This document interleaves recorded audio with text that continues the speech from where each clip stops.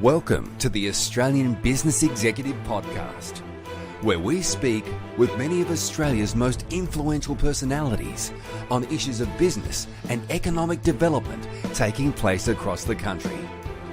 You can stay up to date with our magazines, videos and podcasts by visiting www.theabe.tv and clicking on subscribe. This podcast is brought to you by Ralph De Silva Holden and Lander Toyota. Today's guest is Junies Lim, CEO of National Fleet Group. Malaysian born and fluent in 4 languages, Junies relocated to Australia, taking the helm of the National Fleet Group, and has been instrumental in formulating new pathways to attract customers. She's helped to develop and implement Fintech developments in the vehicle and finance industry and has built the business on mutually beneficial joint ventures with a number of Australian partners. Junies, thank you for joining us today. Thank you for having me, Stuart. Now, my first question for you is, how did you get involved with National Fleet? A little bit of long shot. I was starting as a financial planner back in 2011/2012, and I found that in Australia, being new to the land and you don't know anybody, and then you're trying to use your skill, your knowledge, your background qualification back home, and then very soon you realize it's not the same. You don't know people don't know you. Why would they want to do anything with you or buy anything from you? So then I have to start thinking out loud. What can I do different? How can I very quickly get into the financial services market and also turn over the cash flow quicker? Because over the time that I was being a financial planner and mortgage broker, I have to work 3 jobs and it cannot sustain for long enough. Can't be. So then I found out, I say, how about car loan? I realized it's over 1 million at a time, over 1 million cars sold in Australia was a bit staggered. Australia, how many people live in Australia, but they have so many cars sold a year? So got to be something about car, household. It's a lot easier to talk about car compared to, hey, do you need insurance? Do you need to buy a house? Then I start thinking, how can I get into the car market? So, but then when you put your energy and your thoughts towards something that you want to achieve, the universe usually brings the result to you. So one Saturday afternoon, I was doing a property tour. As usual, every Saturday I run property tour. And a guest sitting on my bus and say, hey, Junies, what did you do? I say, I'm doing financial planning and mortgage broking. How was it? Is it tough for you? I said, well, being an Asian and woman, there's already adding 2 levels of complexities and difficulties to penetrate into the market.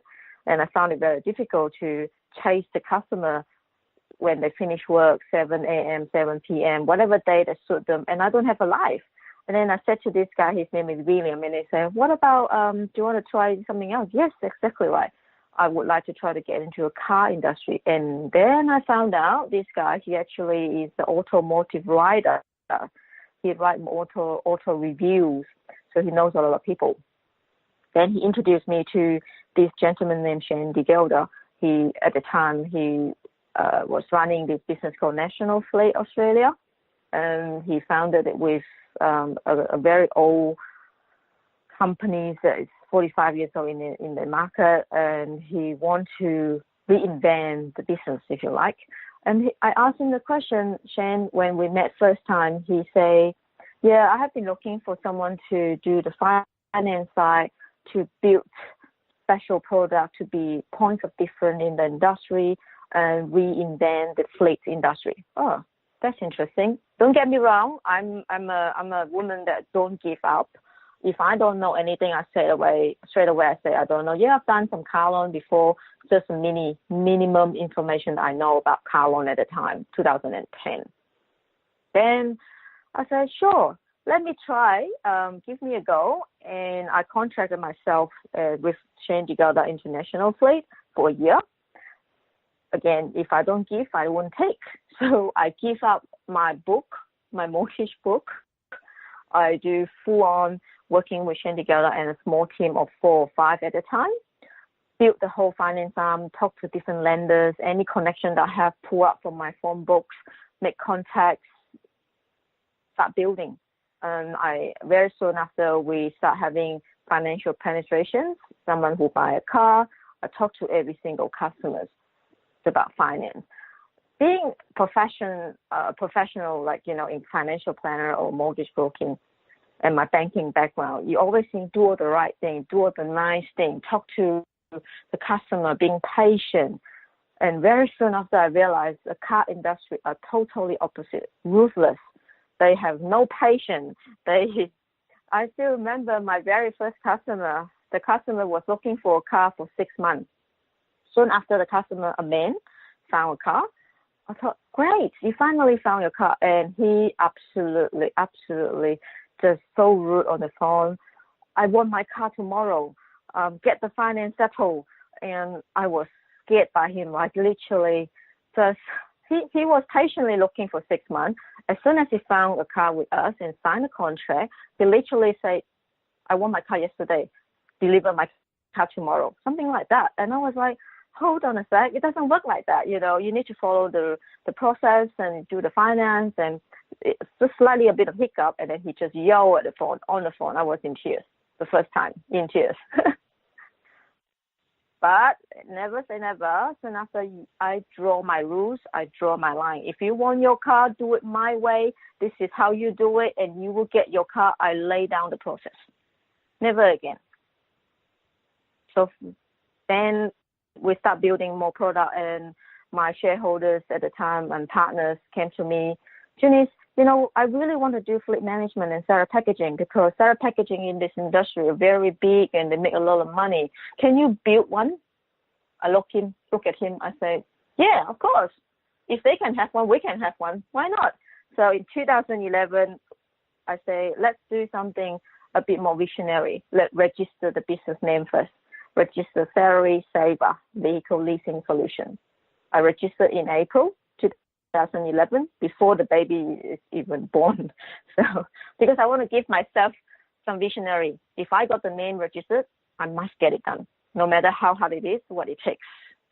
So I got it done. So we launched it in 2012.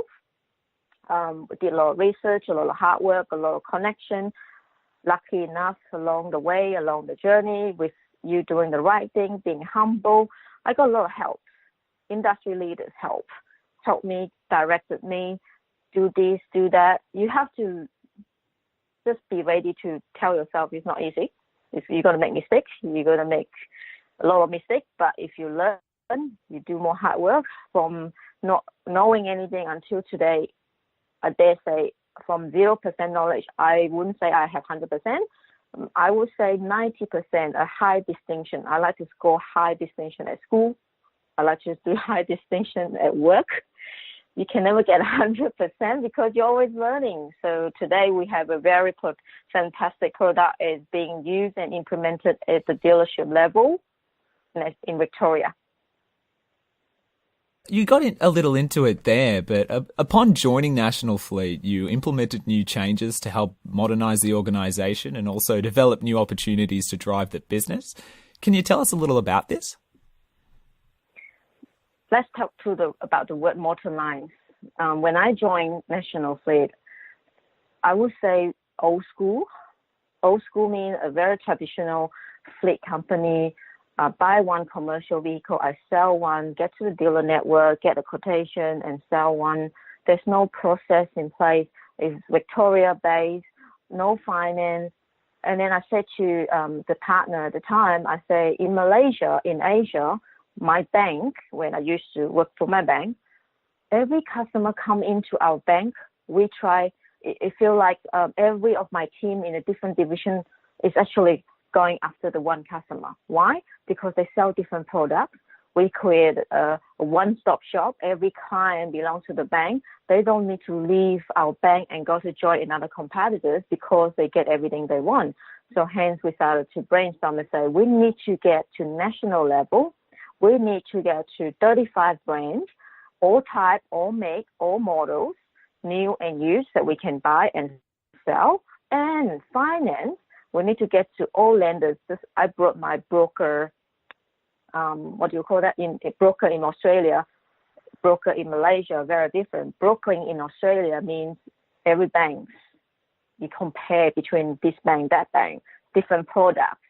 So I just approach different lenders, support me, give me funding, give me channels, give me accreditations, and then comes to insurance. So I work with multiple insurance companies, general insurance comparisons. I shop my insurance product, get to the wholesale levels, get the most competitive price, because I know my competitors at the time still are my dealership, because you can never change someone's behavior and buying habits. I need to buy a car, I go to a car yard. Buying from a fleet company like ours with a broking model, one-stop shop are new. Not many consumers know, let's go to National Fleet, and then I can use their network and shop between all different brands and different states, and then go to finance, different lenders, comparing different banks, what suits me, and then insurance, and then aftermarket. So it's a very new concept, but it's very hard to pull it off, because you're talking about over 3,000 dealerships, over 20 different lenders offer the money, very generic products, nothing special, many different insurances out there, come down to AAMI, Bujay, so competitive, not easy to put them together. So that's how we are now today. We can sell 35 different brands. Nationally, we grew from 200 dealership network to now close to 600. Nationally, any state, we can ship a car from Melbourne up to Perth, Perth to Brisbane, Brisbane to Tasmania. It's up to us. We source the car, we contact our favorite manufacturer that will support us. We will contact the biggest dealer network that have the brand and look into the database where the car is, because there's no more making cars in Australia, which means we need to find it. We need to hunt it down. Which dealer got this stock? Can we get hold of that car? And then bring it to the customers. Same as funding. Not every bank the same. They all do, have their own specialty. Some banks do very well in consumer. Some banks do very well in commercial. So not all the same.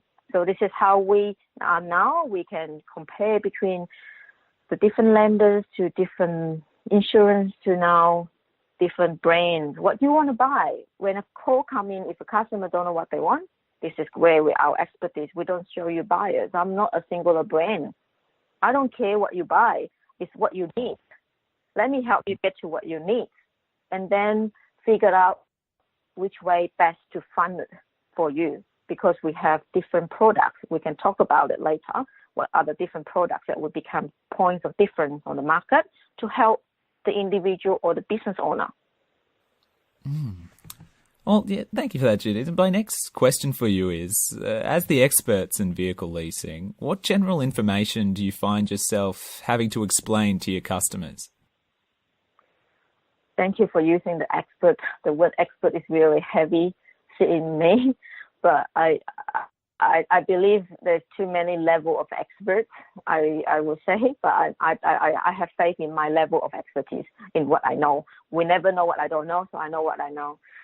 To explain the leasing to customers, I have this experience since I launched the product in 2012 to 2017 now.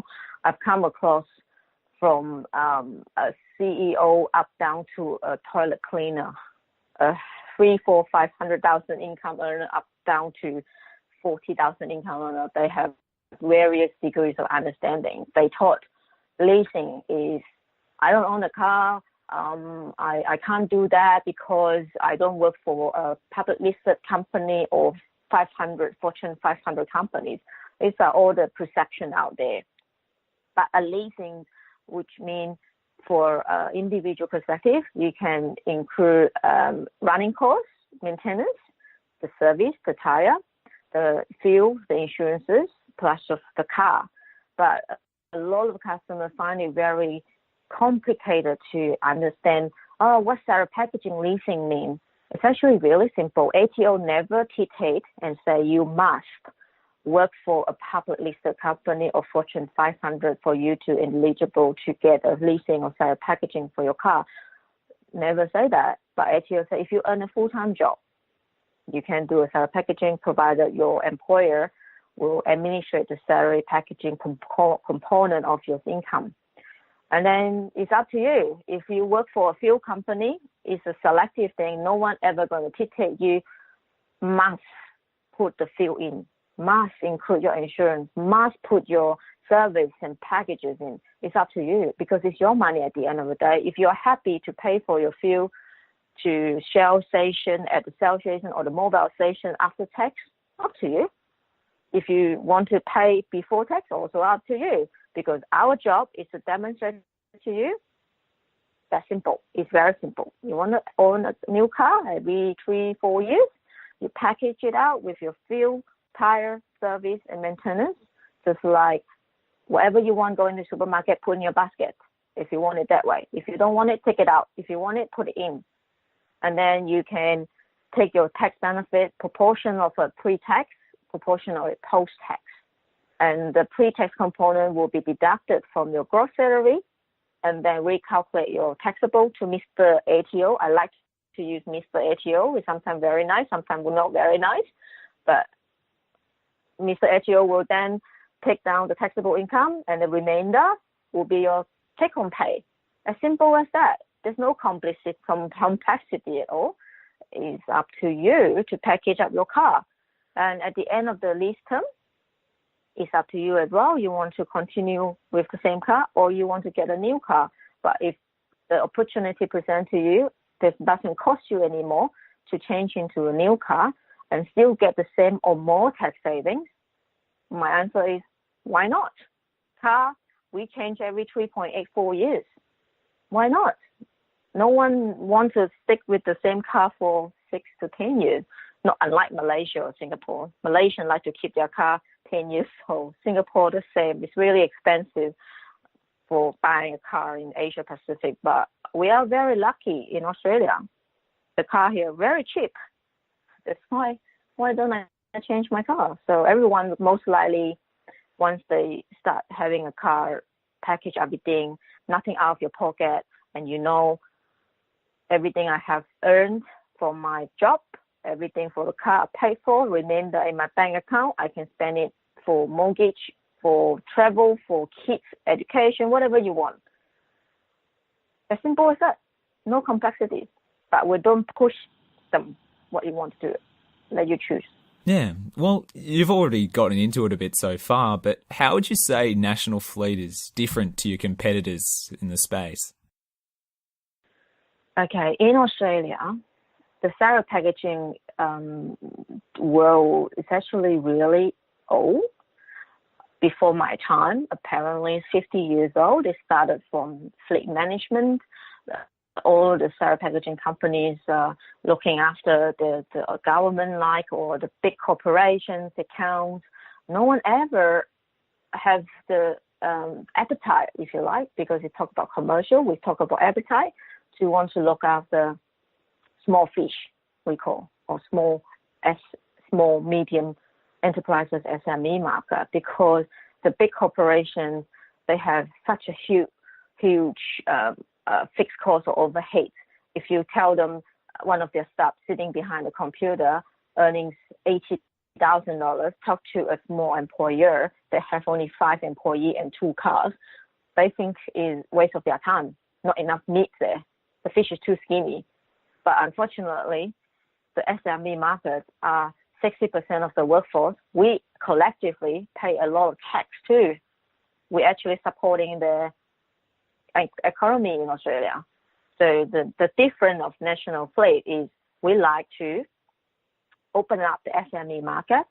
And again, once again, opening up the SME market, I mean, you need to have the questions come up with is, I mean, I need to have a lot of employees to call all the SME small companies, or I need to have a lot of network. People know all the SME come to me, one or another.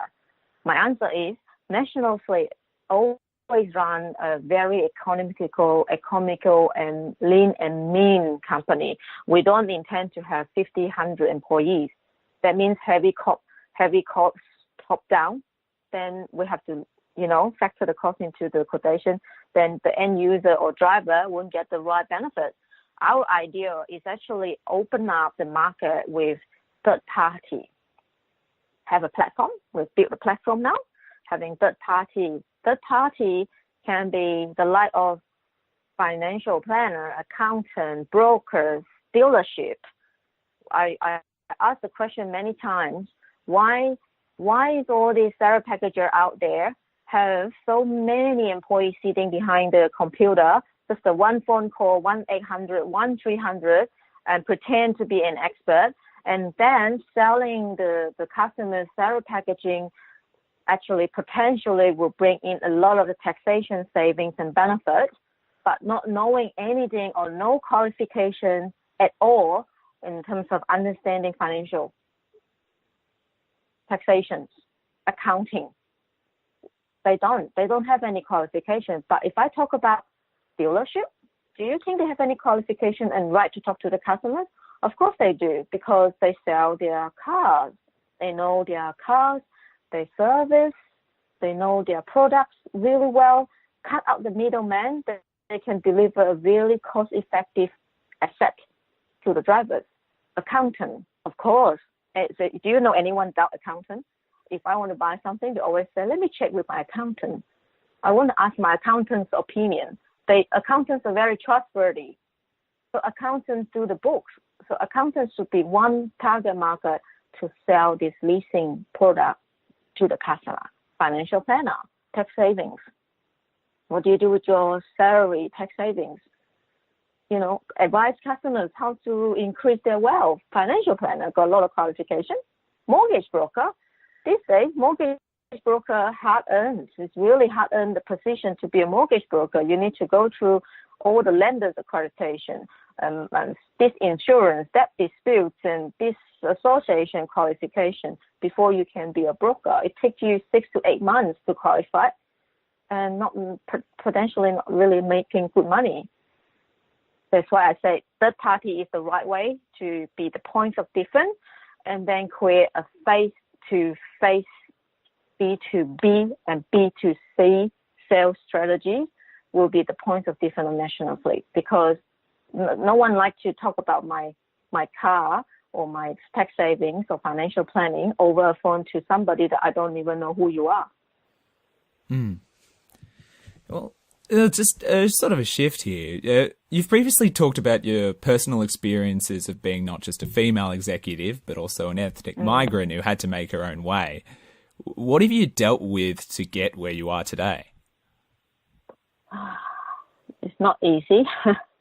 For any female in the workforce, I would say it can feel like I'm swimming upstream with a lot of time that I actually feel very difficult swimming upstream, because I'm female and Asian as well. And I have to work a lot harder than most men, particularly that I'm in an industry that's a very epitome of a male domination in my industry. You have to agree with me. I'm in the car industry. There's no many women I know in my position.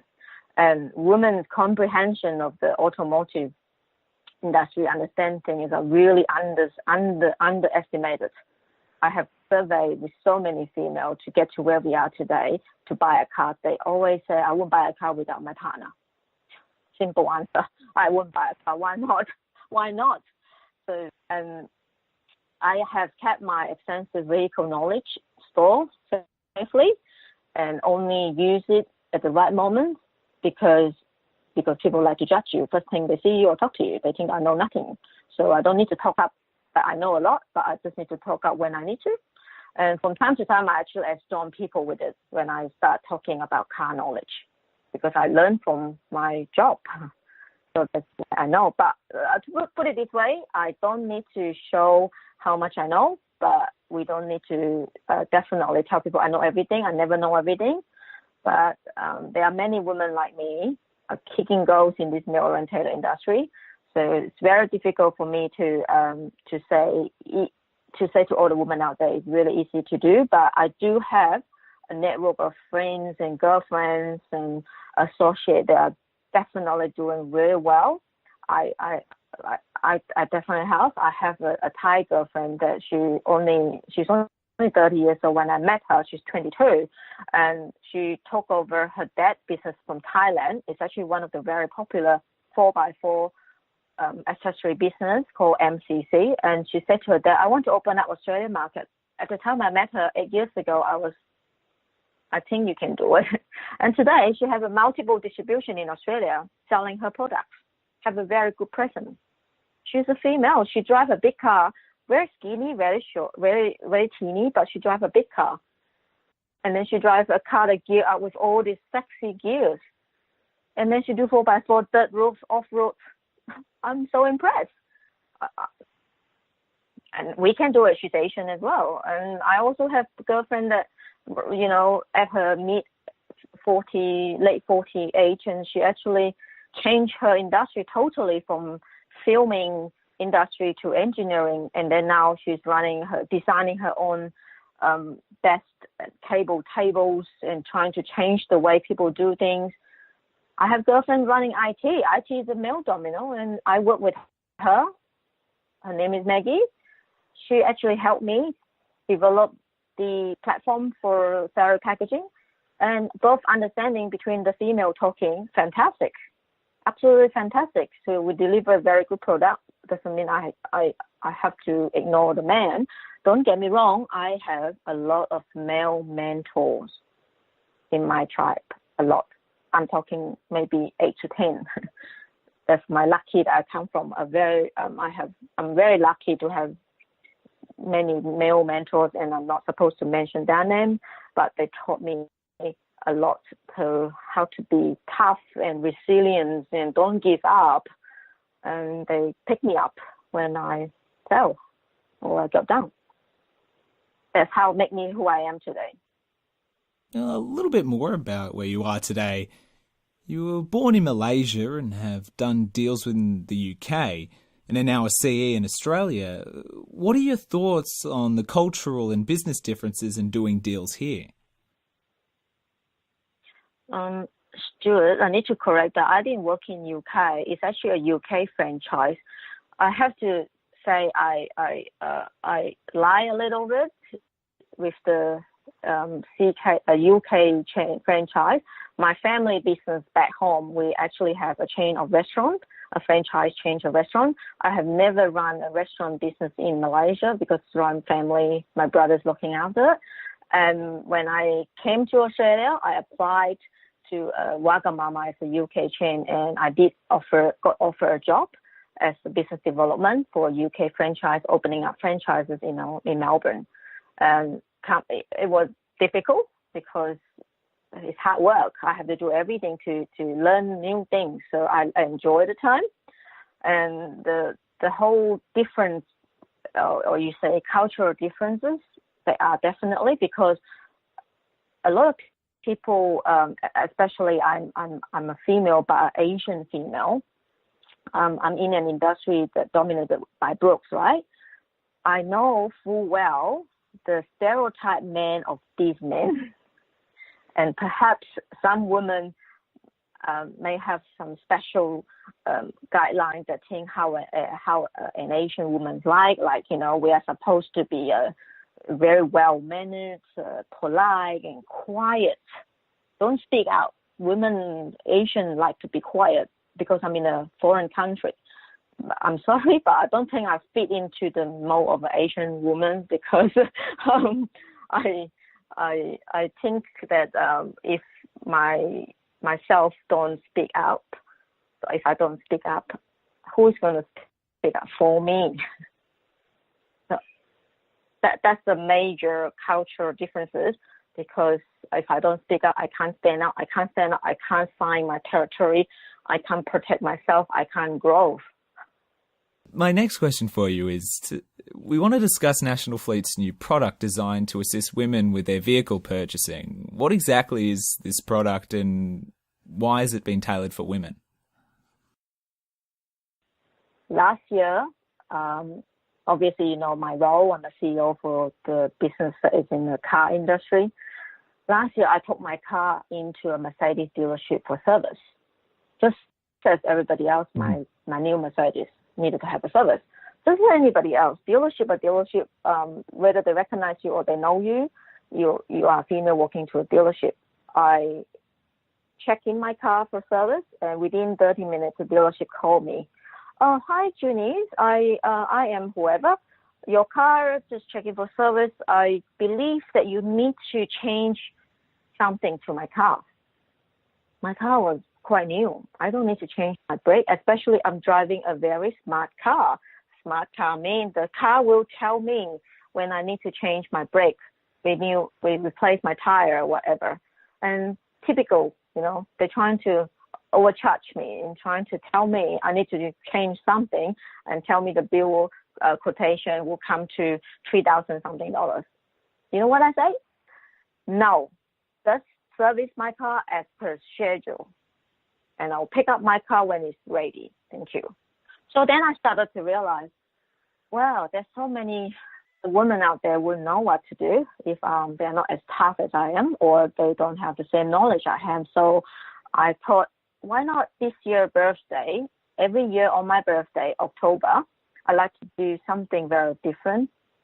So I launched this female first fleet services together with my idea of female first foundations on my birthday. I have invited my top female girlfriends to attend to have a dinner at my girlfriend, and then we pounce the idea together. And at the same time, I also have a friend of mine help me do some research around Eastern Seaboard, which is Brisbane, Queensland, New South Wales, and Victoria.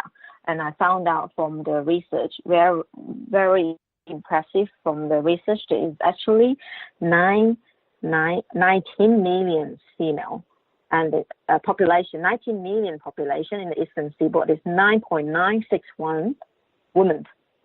And there's 302,000 female ready to buy a car in the next 12 months. How is that?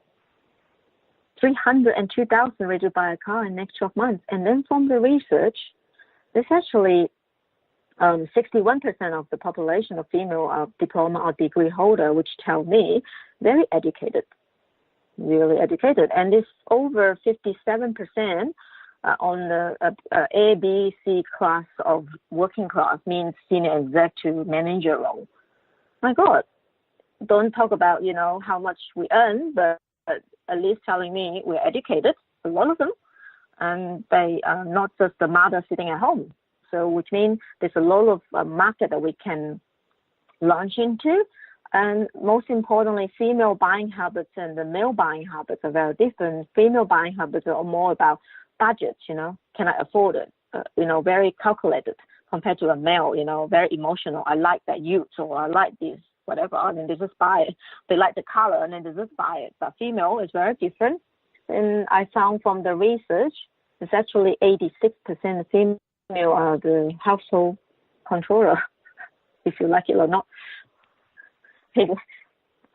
So that's how I actually see the market. I tested it last year and changed the internal process and operational to look like we are really servicing the female, have the female touch on it, like have a female first fleet tax invoice, contract of sale, to welcome letter, thank you letter. After customer pick up a car, I have a girl, Nicole, trying to organize, send customer a bunch of flower and thank you after a week of delivery, to check with the customer if they're happy with their car. If they're happy with your car, remember us. We are always here to service you and your other girlfriends and your family and friends. Last question for you today is, where is the fleet industry headed in the coming years, and what does this mean for National Fleet? There are a lot of competitors out there. They're starting to, I like to use wake up, the word, the phrase wake up, because over the many years I mentioned to you in the industry, very stagnant, haven't changed. A lot of the seller packaging or lease company out there, they're starting to look into a small, medium enterprises, trying to break through the market, not just servicing big corporation or, just use the dealership asset. They're starting to shift, because if a dealership don't actually embrace the change, the dealership their market share will be eaten up by the fleet company. Because when the fleet company start being aggressive marketing their product into the SME market, which majority of the businesses from a dealership perspective are SME, which means the fleet company is going to take over the sale of the vehicle and then the service of the vehicle, controlling that, telling the dealer, supply your car, don't make money, like this. So the change will come in the next, I would say, not next 12 months, now. Now, I'm starting to see the dealership is starting to want to take a market share slowly to start offering sort of packaging of fleet management product to their own clients and starting to be able to compare or give a competitive package to their clients, because they understand the market in sort of packaging and fleet management actually growing about 5% a year. It's a lot. 5% a year is a lot. 1.178 million cars sold in the financial year last. Think about it, 5% of that growing every year. And then the dealership are not earning any share, which is all the money and margins are earned by the fleet company. One party going to lose, right?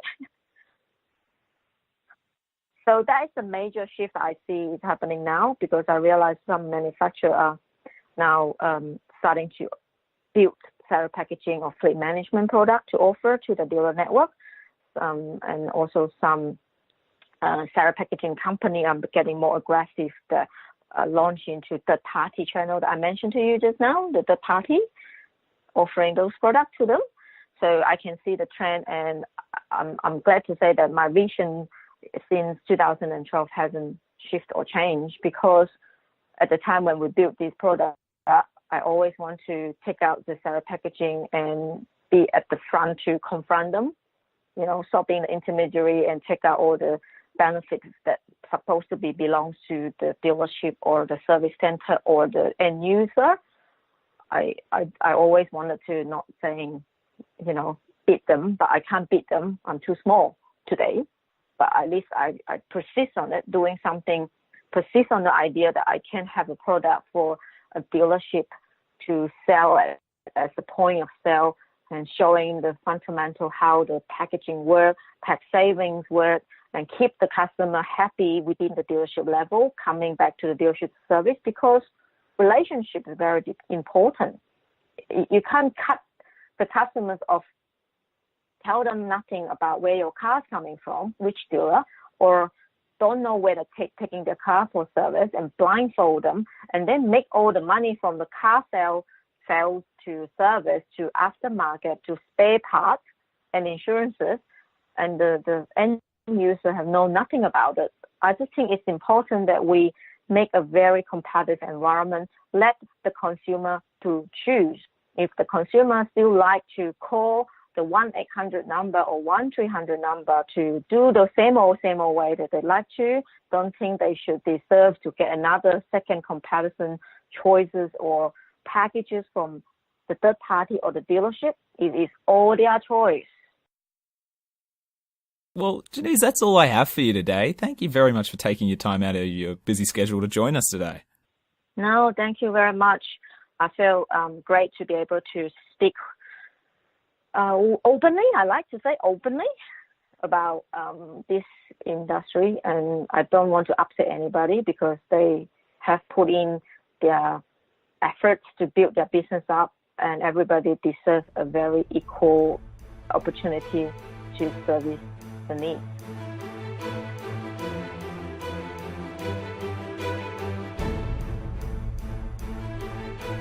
This has been a production of the Australian Business Executive, a division of Romulus Rising Proprietary Limited. All rights reserved. You can stay up to date with the Australian Business Executive and our magazines, videos and podcasts by visiting www.theabe.tv and clicking on subscribe.